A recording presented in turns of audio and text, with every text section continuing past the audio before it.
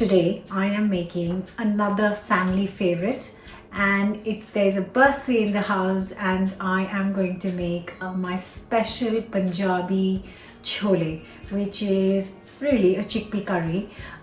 But there are so many kinds of chickpea curries and I have made so many of them myself.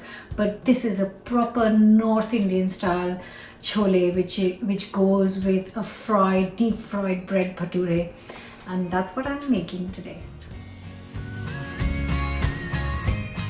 Most of the chickpea recipes I always say you can soak them overnight or you can use tinned chickpeas. But this particular chole or the curry is really, it comes out the best if you can soak the chickpeas overnight and then cook them the next morning, because they are soft, they soak all the flavor, and that is going to give you an amazing curry.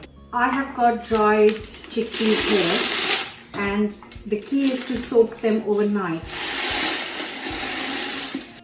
Here I have got 500 grams of dried chickpeas, and I'm just going to cover it up with water and let it soak overnight.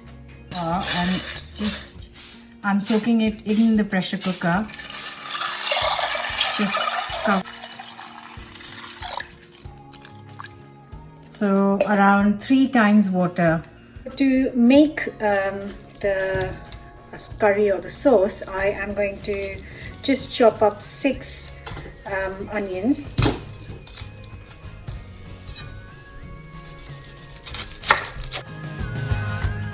I am going to now blitz this into a paste.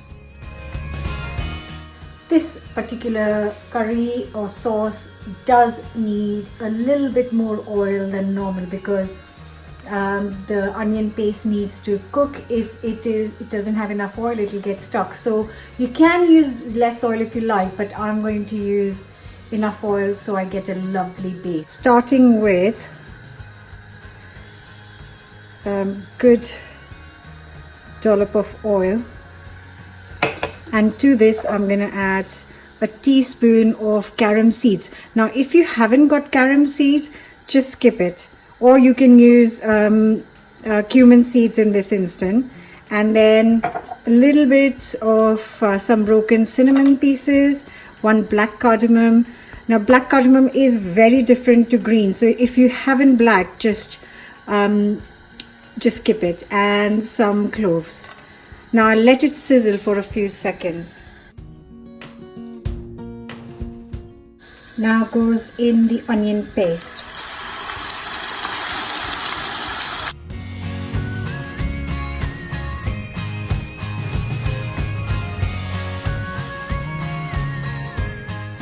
So now the key is to cook this on medium heat for a long time.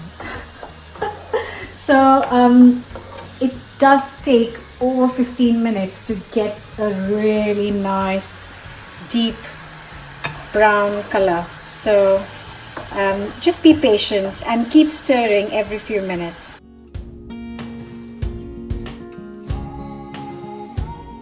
Here I have got a nice big piece of ginger, and now I'm going to julienne it, cut it into thin long pieces.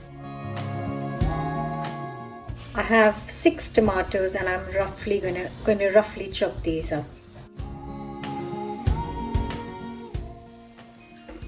This goes in here. I'm going to cook for a couple of minutes. I pureed the tomatoes and they go in with the onions. Now again, mix it up, and now cover and cook this on medium to low heat for at least 15 to 20 minutes.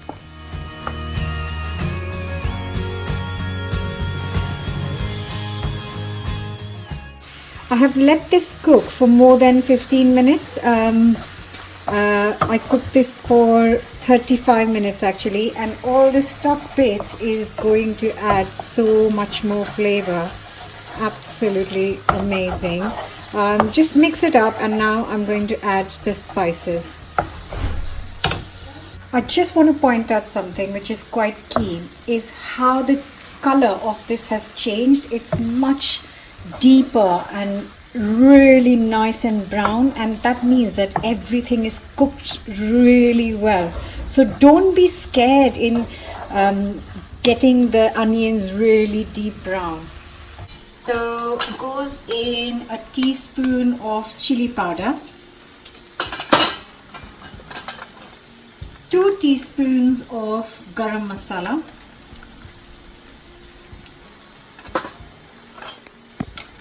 2 teaspoons of ground coriander powder, 1 teaspoon of turmeric powder, and 1 teaspoon of salt.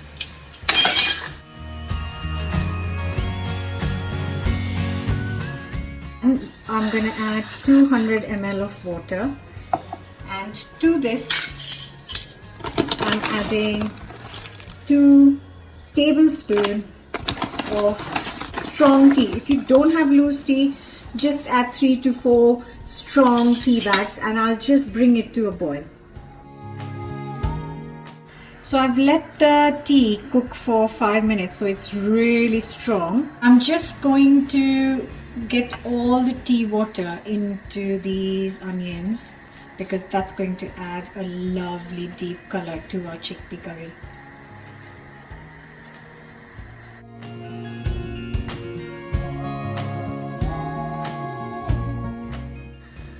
These chickpeas have been soaking overnight, and that is the key when you are making chickpea curry. Now I can say that use tin chickpeas, but for a real chole recipe or chickpea curry, the real Punjabi North Indian style, this is quite a key. So I've got the chickpeas and the water, and now I'm going to add all the spiced sauce into this. So the chickpeas should have just enough water that it's just covering the whole layer of chickpeas. If you add much more than this, then it's not great. All of this lovely masala will go into the chickpeas.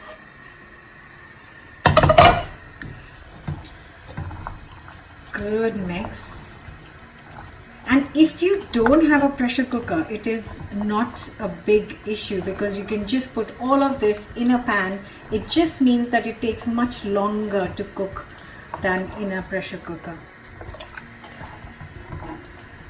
Look at that color.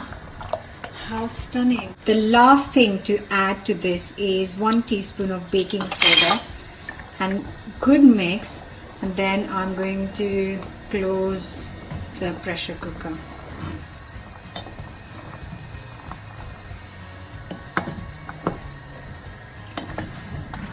And now I'm going to cook this on a medium to low heat, and I'll tell you how many whistles in a minute.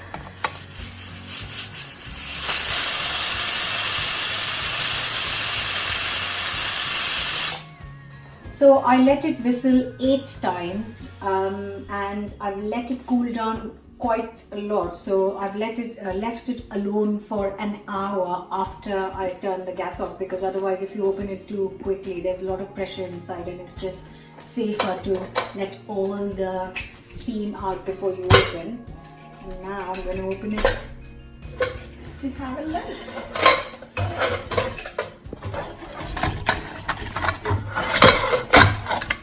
Oh, nice. Oh my God. That is just awesome.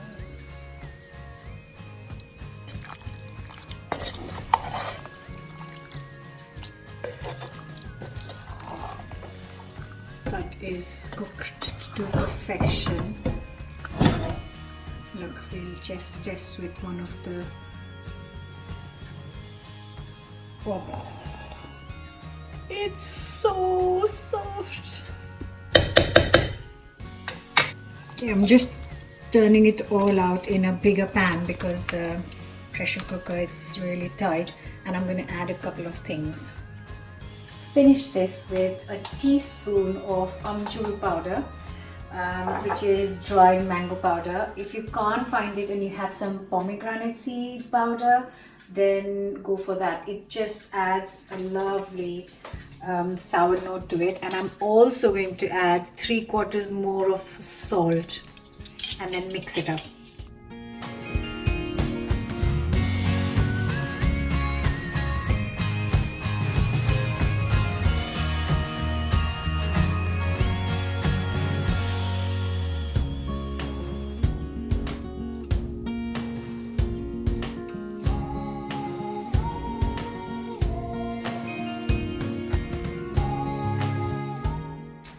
I absolutely cannot stop eating this, and everyone's enjoying it. It goes so well with, I'm eating it with bhatura, but you can have it with puri, roti, rice. Whatever you do, please do leave me a comment, subscribe, come back tomorrow for another brand new recipe, and I'll see you then. Bye.